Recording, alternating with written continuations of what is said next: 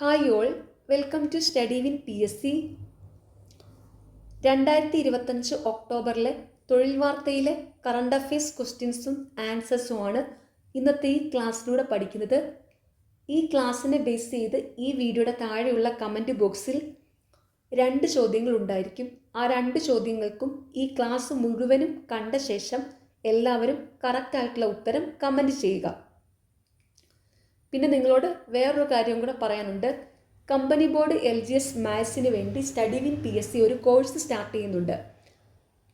കോഴ്സിൻ്റെ ഡീറ്റെയിൽസ് ഈ വീഡിയോയുടെ താഴെയുള്ള കമൻറ്റ് ബോക്സിൽ പിൻ ചെയ്ത് വെച്ചിട്ടുണ്ട്. കോഴ്സിൽ ജോയിൻ ചെയ്യാൻ താല്പര്യമുള്ളവർ സ്റ്റഡി വിൻ PSCയുടെ ടെലഗ്രാം ചാനലിലൂടെ എനിക്കൊരു പേഴ്സണൽ മെസ്സേജ് അയയ്ക്കുക. ഓക്കെ.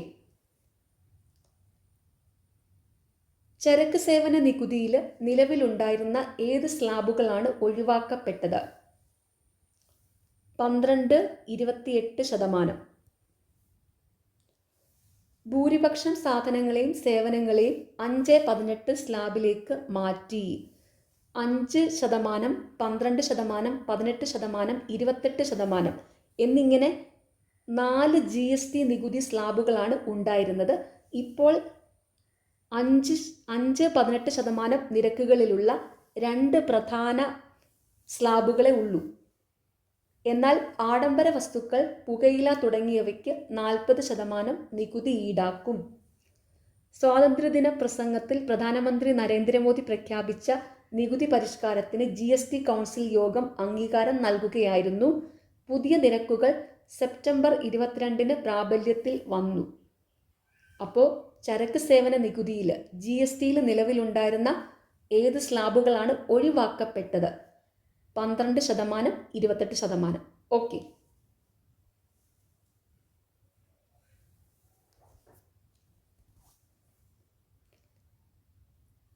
ഷാങ്ഹായി സഹകരണ സംഘടനയുടെ SCOയുടെ എത്രാമത്തെ വാർഷിക ഉച്ചകോടിയാണ് ചൈനയിലെ ടിയാൻജനിൽ അടുത്തിടെ നടന്നത്? 25. China, Russia, Kazakhstan, Kyrgyzstan, Tajikistan, Uzbekistan എന്നിവ ചേർന്ന് 2001 രൂപവൽക്കരിച്ച യുറേഷ്യൻ സംഘടനയാണിത്. പിന്നീട് ഇന്ത്യ, പാകിസ്ഥാൻ, ഇറാൻ, ബെലാറസ് എന്നിവയും അംഗങ്ങളായി. ഷാങ്ഹായി സഹകരണ സംഘടനയുടെ എത്രാമത്തെ വാർഷിക ഉച്ചകോടിയാണ് ചൈനയിലെ ടിയാൻജനിൽ അടുത്തിടെ നടന്നത്? 25. 2025 മാക്സെ പുരസ്കാരം ലഭിച്ച ഇന്ത്യൻ സംഘടന? Educated girls globally. പിന്നോക്ക ഗ്രാമങ്ങളിലെ പെൺകുട്ടികൾക്ക് വിദ്യാഭ്യാസം നൽകൽ ലക്ഷ്യമാക്കി പ്രവർത്തിക്കുന്ന സന്നദ്ധ സംഘടനയാണിത്. ഈ പുരസ്കാരം ലഭിക്കുന്ന ആദ്യ സംഘടനയാണിത്. 2007 സഫീന ഹുസൈൻ രാജസ്ഥാനിൽ ആരംഭിച്ച ഈ സംഘടനയിലൂടെ 20 ലക്ഷത്തോളം പെൺകുട്ടികൾക്ക് ഇതിനകം വിദ്യാഭ്യാസം നൽകിയിട്ടുണ്ട്.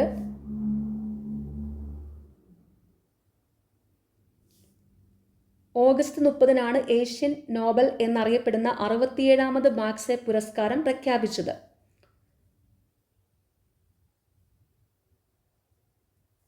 മാലദ്വീപിൽ നിന്നുള്ള പരിസ്ഥിതി പ്രവർത്തക ഷാഹിന അലി, ഫിലിപ്പീൻസിലെ സാമൂഹ്യ പ്രവർത്തകയും പുരോഹിതനുമായ ഫ്ലാവിയാനോ ആന്റോണിയോ എൽവിലേനുവൽ എന്നിവരാണ് മറ്റ് 2 ജേതാക്കൾ. ഏഷ്യൻ ജനതയ്ക്ക് വേണ്ടിയുള്ള നിസ്വാർത്ഥ സേവനങ്ങൾ പരിഗണിച്ചാണ് ഫിലിപ്പീൻസ് മുൻ പ്രസിഡന്റ് രമൺ മാക്സെയുടെ പേരിൽ എല്ലാ വർഷവും പുരസ്കാരം നൽകുന്നത്. അപ്പോൾ 2025 മാക്സെ പുരസ്കാരം ലഭിച്ച ഇന്ത്യൻ സംഘടന എഡ്യൂക്കേറ്റ് ഗേൾസ് ഗ്ലോബലി. പിന്നോക്ക ഗ്രാമങ്ങളിലെ പെൺകുട്ടികൾക്ക് വിദ്യാഭ്യാസം നൽകൽ ലക്ഷ്യമാക്കി പ്രവർത്തിക്കുന്ന സംഘടനയാണിത്. ഈ പുരസ്കാരം ലഭിക്കുന്ന ആദ്യ ഇന്ത്യൻ സംഘടനയാണ് ഇത്. 2007 സഫീന ഹുസൈൻ രാജസ്ഥാനിൽ ആരംഭിച്ച ഈ സംഘടനയിലൂടെ 20 ലക്ഷത്തോളം പെൺകുട്ടികൾക്ക് ഇതിനകം വിദ്യാഭ്യാസം നൽകിയിട്ടുണ്ട്. അപ്പോൾ ഈ എഡ്യൂക്കേറ്റഡ് ഗേൾസ് ഗ്ലോബലി എന്ന സംഘടന 2007 ആരംഭിച്ചത്. ആരംഭിച്ച വ്യക്തി ആരാണ്? സഫീന ഹുസൈൻ.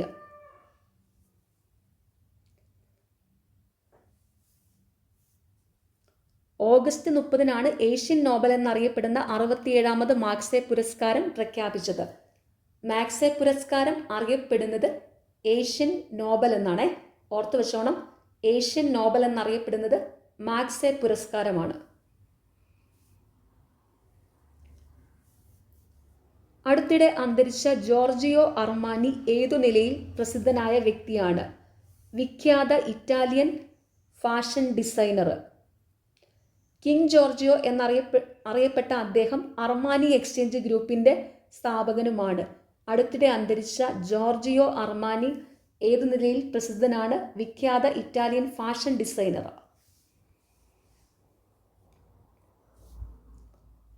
ഇന്ത്യയിലെ ആദ്യ ഹൈഡ്രജൻ തീവണ്ടി നിർമ്മിച്ചത് എവിടെയാണ്? Perambur integral coach factory, Chennai.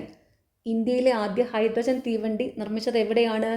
Perambur integral coach factory, Chennai. അടുത്തിടെ ഇറാനുമായുള്ള നയതന്ത്ര ബന്ധം വിച്ഛേദിച്ച രാജ്യം? ഓസ്ട്രേലിയ. രാജ്യത്ത് ജൂതവിരുദ്ധ ആക്രമണങ്ങൾ നടത്തുന്നു എന്ന് ആരോപിച്ച് ഇറാൻ്റെ സ്ഥാനാധിപതിയെ പുറത്താക്കുകയായിരുന്നു. അടുത്തിടെ ഇറാനുമായുള്ള നയതന്ത്ര ബന്ധം വിച്ഛേദിച്ച രാജ്യം ഓസ്ട്രേലിയ. ഓഡിറ്റ് ബ്യൂറോ ഓഫ് സർക്കുലേഷൻ്റെ chairman Karunesh Bajaj ITC limited executive vice പ്രസിഡൻ്റാണ്. ഓഡിറ്റ് ബ്യൂറോ ഓഫ് സർക്കുലേഷൻ ABCയുടെ ചെയർമാൻ കരുണേഷ് ബജാജ്. കേരളത്തിലെ ആദ്യത്തെ വനിതാ ഫോറൻസിക് സർജൻ ഈയിടെ അന്തരിച്ചു. പേര് ഡോക്ടർ ഷേർലി വാസു. വിവാദം സൃഷ്ടിച്ച ഒട്ടേറെ കൊലക്കേസുകൾക്ക് തുമ്പുണ്ടാക്കിയിട്ടുണ്ട്. പോസ്റ്റ്മോർട്ടം ടേബിൾ എന്ന പുസ്തകത്തിൻ്റെ രചയിതാവാണ്. കേരളത്തിലെ ആദ്യത്തെ വനിതാ ഫോറൻസിക് സർജൻ ഈയിടെ അന്തരിച്ചു. പേര് ഡോക്ടർ ഷേർലി വാസു. ഓൺലൈനിലൂടെ കത്തോലിക്ക വിശ്വാസം പ്രചരിപ്പിച്ചതിന് വിശുദ്ധ പദവി നേടിയത് കാർലോ അക്യൂട്ടിസ്. സഭയിലെ ആദ്യ മിലേനിയൽ വിശുദ്ധനാണ്. 2006 15-ാം വയസ്സിൽ രക്താർബുദ ബാധിതനായി അന്തരിച്ച അക്യൂട്ടിസ് 1981-നും 1996-നും മധ്യേ ജനിച്ചവരെയാണ് മിലേനിയൽസ് എന്ന് വിളിക്കുന്നത്. സൈബർ അപ്പലോസ്തൻ എന്ന് വിളിപ്പേരുള്ള അക്യൂട്ടസിനെ 2020-ൽ വാഴ്ത്തപ്പെട്ടവനാക്കിയിരുന്നു. ഓൺലൈനിലൂടെ കത്തോലിക്ക വിശ്വാസം പ്രചരിപ്പിച്ചതിന് വിശുദ്ധ പദവി നേടിയത് കാർലോ അക്യൂട്ടിസ്. US പ്രതിരോധ വകുപ്പിൻ്റെ പുതിയ പേരെന്ത്? യുദ്ധവകുപ്പ്, ഡിപ്പാർട്ട്മെൻറ്റ് ഓഫ് വാർ. 1789 മുതൽ രണ്ടാം ലോക മഹായുദ്ധം അവസാനിക്കുന്നതുവരെ പ്രതിരോധ വകുപ്പിൻ്റെ പേര് യുദ്ധവകുപ്പ് എന്നായിരുന്നു. 1947-ൽ പ്രസിഡന്റ് ഹാരി എസ് ട്രൂമാനാണ് വകുപ്പിൻ്റെ പേര് മാറ്റിയത്. അപ്പോൾ US പ്രതിരോധ വകുപ്പിൻ്റെ പുതിയ പേര് യുദ്ധവകുപ്പ്, department of war.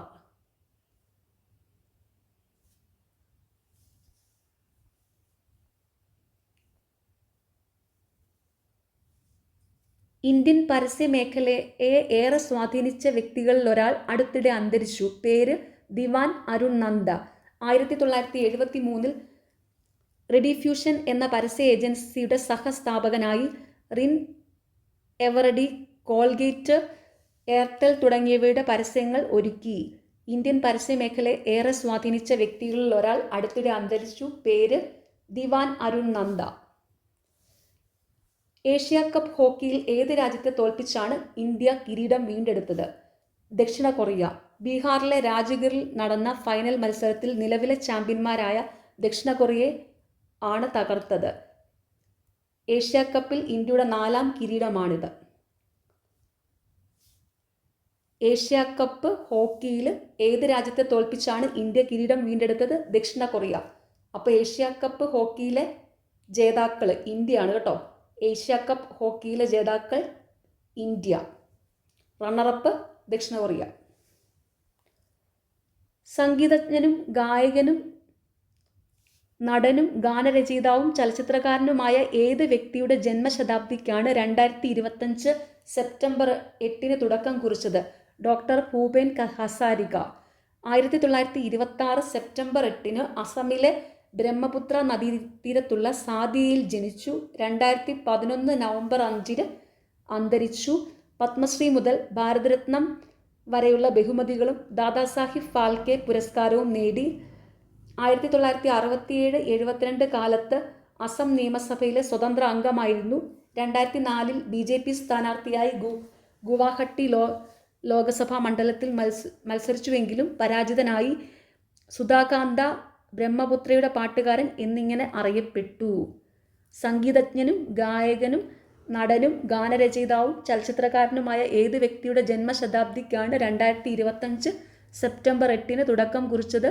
Doctor Bhupen Hazarika. ഒരു മാസത്തിനുള്ളിൽ ഏത് രാജ്യത്താണ് 2 പ്രധാനമന്ത്രിമാർ തുടർച്ചയായി രാജിവെച്ചത്? ഫ്രാൻസ്. 2024 ഡിസംബർ 13 ചുമതലയേറ്റ ഫ്രാൻസോ ബെയ്റോ അദ്ദേഹം തന്നെ അവതരിപ്പിച്ച വിശ്വാസ പ്രമേയത്തിൽ സഖ്യകക്ഷികൾ പിന്തുണയ്ക്കാതിരുന്നതിനാൽ 2025 സെപ്റ്റംബർ 9 പുറത്തായി.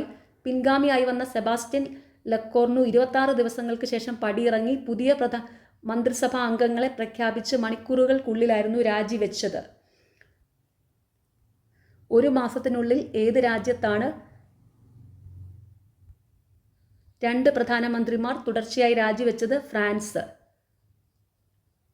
റഷ്യൻ പ്രസിഡന്റ് വ്ളാദിമിർ പുതിൻ്റെ ജീവിതകഥ ആധാരമാക്കി പുറത്തിറങ്ങിയ ചലച്ചിത്രം ദി വിസാർഡ് ഓഫ് ക്രെംലിൻ. ഗിയുലിയാനോ ഡാ എംപോളി രചിച്ച അതേ പേരിലുള്ള നോവലിനെ ആധാരമാക്കിയുള്ള സിനിമ സംവിധാനം ചെയ്തത് ഒലിവർ അസായസ് ആണ്. പുതിൻ്റെ വേഷം അവതരിപ്പിച്ചത് ഇംഗ്ലീഷ് നടൻ ജൂഡ് ലോയാണ്. റഷ്യൻ പ്രസിഡന്റ് വ്ളാഡിമിർ പുതിൻ്റെ ജീവിതകഥ ആധാരമാക്കി പുറത്തിറങ്ങിയ ചലച്ചിത്രം ദി വിസാർഡ് ഓഫ് ക്രെംലിൻ. ഗിയുലിയാനോ ഡാ എംപോളി രചിച്ച അതേ പേരിലുള്ള നോവലിനെ ആധാരമാക്കിയുള്ള സിനിമ സംവിധാനം ചെയ്തത് ഒലിവർ അസായസ് ആണ്. പുടിൻ്റെ വേഷം അവതരിപ്പിച്ചത് ഇംഗ്ലീഷ് നടൻ ജൂഡ് ലോ. സാമൂഹിക മാധ്യമങ്ങൾ നിരോധിച്ചതിൻ്റെ പേരിൽ ജൻസി വിപ്ലവം എന്ന പേരിൽ യുവാക്കൾ ഭരണവിരുദ്ധ പ്രക്ഷോഭം നടത്തിയ രാജ്യം നേപ്പാൾ. IT മന്ത്രാലയത്തിൽ രജിസ്റ്റർ ചെയ്തില്ലെന്ന് ചൂണ്ടിക്കാട്ടിയാണ് ഫേസ്ബുക്ക്, ഇൻസ്റ്റഗ്രാം, വാട്സപ്പ് ഉൾപ്പെടെ 26 സാമൂഹിക മാധ്യമങ്ങൾ നേപ്പാൾ സർക്കാർ നിരോധിച്ചത്. പ്രക്ഷോഭത്തെ തുടർന്ന് പ്രധാനമന്ത്രി KP ശർമ്മ ഒലി രാജിവെച്ചു. മുൻ സുപ്രീം കോടതി ചീഫ് ജസ്റ്റിസ് സുശീല കാർക്കിയാണ് ഇടക്കാല പ്രധാനമന്ത്രി. അപ്പോൾ സാമൂഹിക മാധ്യമങ്ങൾ നിരോധിച്ചതിൻ്റെ പേരിൽ ജൻസി വിപ്ലവം എന്ന പേരിൽ യുവാക്കൾ ഭരണവിരുദ്ധ പ്രക്ഷോഭം നടത്തിയ രാജ്യം നേപ്പാൾ. IT മന്ത്രാലയത്തിൽ രജിസ്റ്റർ ചെയ്തില്ലെന്ന് ചൂണ്ടിക്കാട്ടിയാണ് ഫേസ്ബുക്ക്, ഇൻസ്റ്റഗ്രാം, വാട്സപ്പ് ഉൾപ്പെടെ 26 സാമൂഹിക മാധ്യമങ്ങൾ നേപ്പാൾ സർക്കാർ നിരോധിച്ചത്. പ്രക്ഷോഭത്തെ തുടർന്ന് പ്രധാനമന്ത്രി KP ശർമ്മ ഒലി രാജിവെച്ചു. മുൻ സുപ്രീം കോടതി ചീഫ് ജസ്റ്റിസ് സുശീല കാർക്കിയാണ് നേപ്പാളിൻ്റെ ഇടക്കാല പ്രധാനമന്ത്രി. ഈ പോയിന്റ്സ് എല്ലാം ഓർത്തു വെച്ചോണം കേട്ടോ. ജൻസി വിപ്ലവം നടന്നത് നേപ്പാളിലാണ്. നേപ്പാളിലെ ഇപ്പോഴത്തെ ഇടക്കാല പ്രധാനമന്ത്രി സുശീല കാർക്കിയാണ്. ജൻസി വിപ്ലവം എന്തിനാണ് നടന്നത്? സാമൂഹിക മാധ്യമങ്ങൾ നിരോധിച്ചതിൻ്റെ പേരിൽ. ഓക്കെ. ലോക സാക്ഷരതാ ദിനം എന്നാണ്? September 8. Promoting literacy in the digital എറ എന്നതാണ് 2025 പ്രമേയം. ലോക സാക്ഷരതാ ദിനം എന്നാണ്? September 8. Promoting literacy in the digital എറ എന്നതാണ് 2025 പ്രമേയം. ISRO വികസിപ്പിച്ച ആദ്യ ഇന്ത്യൻ നിർമ്മിത മൈക്രോ ചിപ്പ് വിക്രം 32. ISRO വികസിപ്പിച്ച ആദ്യ ഇന്ത്യൻ നിർമ്മിത മൈക്രോ ചിപ്പ് വിക്രം 32. ഇന്ത്യയുടെ എത്രാമത്തെ ഉപരാഷ്ട്രപതിയാണ് 2025 സെപ്റ്റംബർ 12 ചുമതലയേറ്റ CP രാധാകൃഷ്ണൻ? 15ാമത്തെ. പ്രതിപക്ഷത്തിൻ്റെ സംയുക്ത സ്ഥാനാർത്ഥിയും മുൻ സുപ്രീം കോടതി ജഡ്ജിയുമായ B സുദർശൻ റെഡ്ഡിയെ 152 വോട്ടുകൾക്കാണ് പരാജയപ്പെടുത്തിയത്. തമിഴ്നാട് തിരുപ്പൂർ സ്വദേശിയാണ്. ജാർഖണ്ഡ് ഗവർണറായിരുന്നു. തെലങ്കാന, പുതുച്ചേരി എന്നിവയുടെ ചുമതലയും വഹിച്ചിരുന്നു. മഹാരാഷ്ട്ര ഗവർണറായിരിക്കവെയാണ് ഉപരാഷ്ട്രപതിയായി തിരഞ്ഞെടുക്കപ്പെട്ടത്. ഉപരാഷ്ട്രപതി പദവിയിൽ 2 വർഷം ബാക്കി നിൽക്കെ ജഗദീപ് ധൻഖർ രാജിവെച്ചതിനെ തുടർന്നാണ് തിരഞ്ഞെടുപ്പ് വേണ്ടി വന്നത്.